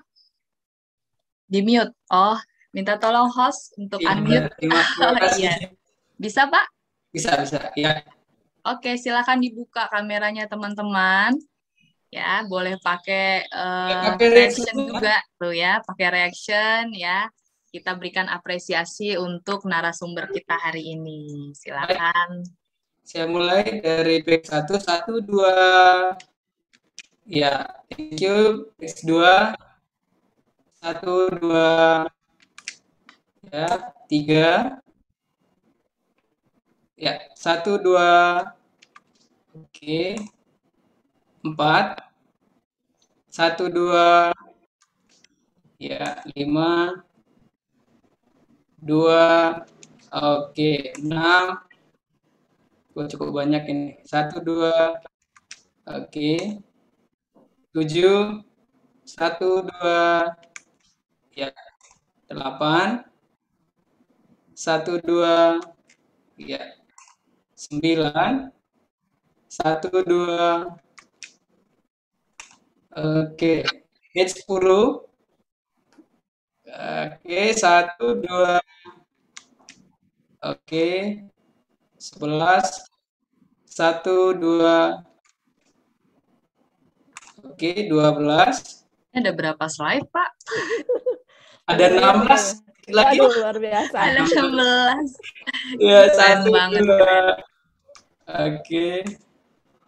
Oke, P13 masih off semua. Oke, thank you, Miss Mary. Iya, terima kasih Pak Lambok. Terima kasih untuk narasumber. Mungkin dari Bapak Ibu struktural ada yang mau diinformasikan atau diumumkan, dipersilahkan. Oke, boleh Bu Mary. Ya, silakan Bu. Semoga jaringan saya lancar ya. Ya, terima kasih Bu Marlia dan Ibu Lisna. Atas nama Semak Penabur Sumarekon kami sungguh merasakan terbantu. Banyak informasi yang kami dapatkan, terutama anak-anak kami yang akan memilih untuk berkuliah di UNPAD. Nah, Bu, kami masih mohon bantuan ibu-ibu nih untuk ke depan jika ada informasi-informasi yang terupdate yang diperlukan bagi kami sebagai sekolah yang boleh dikatakan di Jawa Barat ya, ibu-ibu ya, mohon bantuannya untuk bisa berbagi informasi dengan kami. Ya, salam buat seluruh sivitas akademik di UNPAD. Tuhan memberkati seluruh pelayanan ibu-ibu semuanya. Terima kasih sekali lagi. Ya, terima kasih banyak untuk Sekolah Penabur juga sudah mengundang kami. Mohon maaf kalau selama tadi ada kekurangan, ada kesalahan. Mudah-mudahan informasinya cukup lengkap dan bisa memotivasi teman-teman siswa di sini. Kalau tadi saya dengar sambil menunggu mulai acara ada lagu Unstoppable ya. Mudah-mudahan ini juga tidak bikin kalian stop sampai di sini.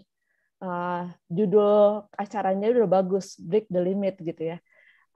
Kalian harus pecahkan batasan-batasan yang ada di diri kalian. Jadikan itu motivasi terbesar gitu. Sudah ada guru-guru yang support di sini, sudah ada teman-teman yang support di sini. Tinggal tunjukkan kalau kalian memang mampu gitu ya. Prove yourself, you are worth enough to be our member gitu. Kurang lebih seperti itu. Baik, terima kasih Bu Marlia, Ibu Lisna. Ya, saat ini teman-teman siswa kita akan doa penutup ya. Sebelumnya diingatkan kembali buat teman-teman untuk mengisi link evaluasi yang sudah di-share di kolom chat ya. Nanti juga akan di-share oleh Bapak Ibu Walas jika memang terkendala untuk melihat chatnya. Tapi saat ini sudah di-share juga ya, bisa klik linknya kemudian diisi ya. Saat ini kita akan menutup perjumpaan kita dengan doa penutup yang akan dibawakan oleh Ibu Martini. Pada Ibu Martini dipersilakan. Maaf Miss, ada satu pengumuman lagi. Oh masih ada, silakan Bu. Ya. Dari Ibu Cherry, silakan Ibu Cherry, kesempatannya kami berikan kepada Ibu Cherry. Ibu Cherry, apakah bergabung bersama kita di sini? Oh baik, saya sampaikan saja informasi dari Ibu Cherry mengenai kegiatan Eskur, ya, bahwa Eskur hari ini ditiadakan ya para siswa ya. Jadi setelah acara ini selesai, kegiatan hari ini selesai gitu, tidak ada Eskur untuk hari ini. Itu saja Miss Mary. Saya kembalikan waktunya kepada Miss Mary. Terima kasih Ibu Teti. Silakan Ibu Martini untuk doa penutup. Sudah hadir? Ya, masih di mute sepertinya, Bu. Oke, terima kasih. Tadi masih di mute dari host, Miss. Oke, sudah. Yang terkasih Bapak Ibu, Bapak Ibu guru, Bapak Ibu dan saudara-saudari perwakilan dari perguruan tinggi beserta agen perguruan tinggi dan siswa-siswi yang terkasih, mari kita akhiri kegiatan EduFair kita hari ini di dalam doa. Mohon izin Bu Marlia dan ya buat Bapak Ibu yang non ya, kita akan mimpin dalam doa penutupnya dalam Kristen. Mari kita menundukkan hati kita menghampiri hadirat Tuhan di dalam doa. Di tengah-tengah kegiatan kami yang padat dengan berbagai tugas dan tanggung jawab yang harus kami selesaikan tepat waktu ya Tuhan. Kami sungguh mengucap syukur kepadamu karena Engkau telah memberikan kesempatan bagi setiap kami, kesempatan yang sangat berharga hari ini, di mana kami hari ini mengikuti serangkaian acara kegiatan EduFair. Dan hal ini sangat berguna bagi kami, sangat kami perlukan untuk membekali kami, siswa-siswi SMAK Penabur Summarecon Bekasi, di dalam mempersiapkan diri ketika merancang langkah-langkah apa yang harus dilakukan di dalam menggapai masa depan, sehingga anak-anak kami ini tidak salah jalan, tidak salah di dalam mengambil keputusan. Kami mengamini spirit tema EduFair hari ini Tuhan, bahwa Break the Limit, yang memotivasi, yang membakar semangat kami, bahwa di tengah segala keterbatasan yang ada di antara kami, di tengah segala keterbatasan yang terjadi di negara kami, Indonesia, bahkan dunia, yang bergumul dengan pandemi COVID-19. Engkau terus mendorong kami, Engkau terus menggerakkan kami untuk maju ke depan, untuk tidak putus asa Tuhan, untuk terus maju dengan penuh pengharapan walau banyak tantangan dan rintangan yang menghadang di depan kami. Terima kasih dan syukur kepadamu ya Tuhan, karena kami memiliki Tuhan yang luar biasa, yang sanggup membukakan jalan keluar bagi kami di saat terasa tidak ada jalan keluar. Yang mustahil menurut kami, namun itu sangat mungkin bagimu Tuhan. Bimbing dan tuntunlah setiap anak-anak kami, siswa-siswi SMAK Penabur Summarecon Bekasi, di dalam menyusun, merancang, dan mempersiapkan diri di jenjang pendidikan yang lebih tinggi nantinya, untuk menggapai masa depan mereka dengan terus melibatkan Tuhan ketika mereka mengambil keputusan. Anak-anak kami ini Tuhan adalah anak-anak panah-Mu, dan Engkau sendirilah pemanahnya Tuhan. Dan biarlah anak-anak panah ini Tuhan boleh melesat tepat di sasaran seperti yang Engkau kehendaki, dan bukan kehendak kami atau kehendak siswa-siswi kami. Karena kami percaya bahwa rancangan Tuhan jauh lebih indah, dan rancangan kami manusia, itu di bawah kendali Tuhan. Kami tahu Tuhan bahwa skenario Tuhan tidak pernah salah, karena Engkau Tuhan sutradara kehidupan bagi anak-anak kami yang sempurna. Masa depan setiap anak-anak kami sungguh ada, dan harapan mereka tidak akan pernah hilang di dalam Engkau Tuhan. Semuanya ini hanya kami mau persembahkan hanya untuk kemuliaan nama Tuhan Yesus saja.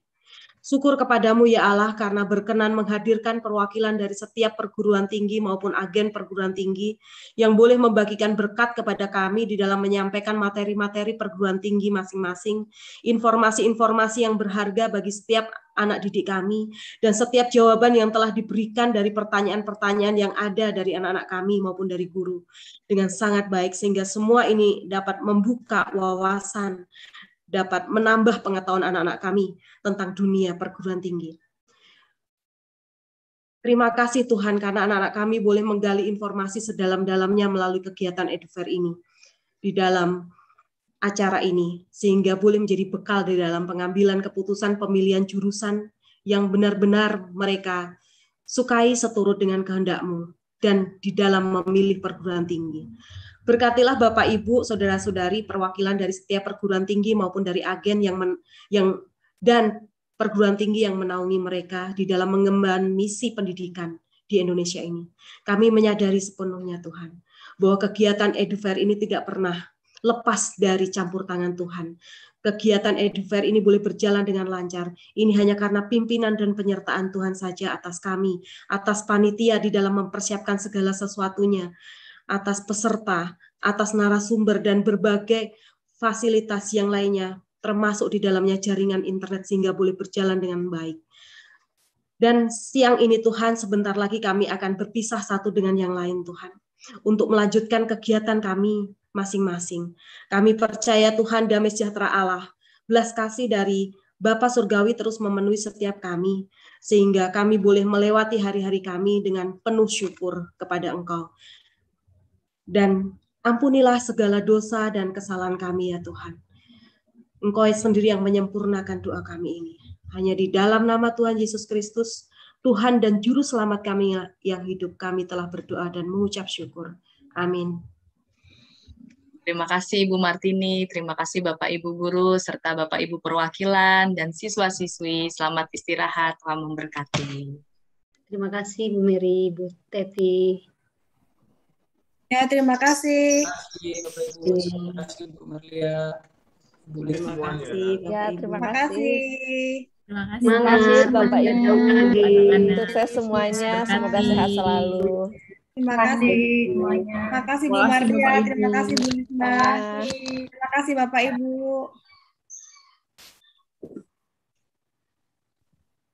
Terima kasih Bapak Ibu, terima kasih Bu Teti. Terima kasih Bapak Ibu sekalian. Terima kasih semua anak-anak. Terima kasih sudah hadir. Terima kasih Pak Abdon. Terima kasih Pak Rey buat makan siangnya. Terima kasih Bapak Ibu.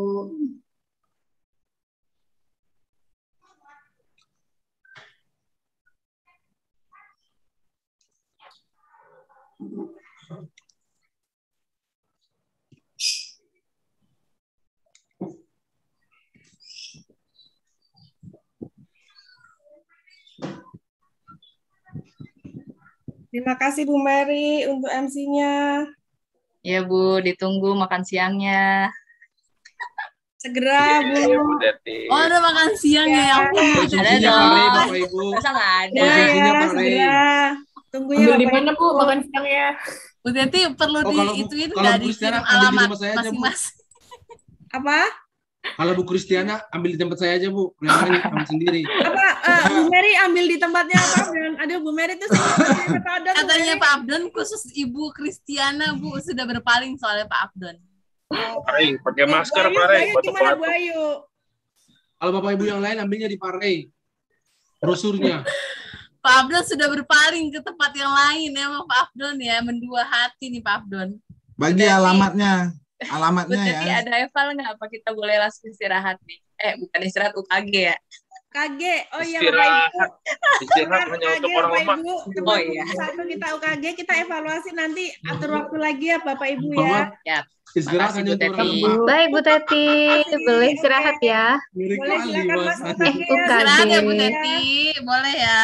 Terima Silakan kasih. UKG ya, Jangan jangan Selamat lupa. UKG Bapak Ibu. Semangat UKG Bapak Ibu. Satu. Terima kasih.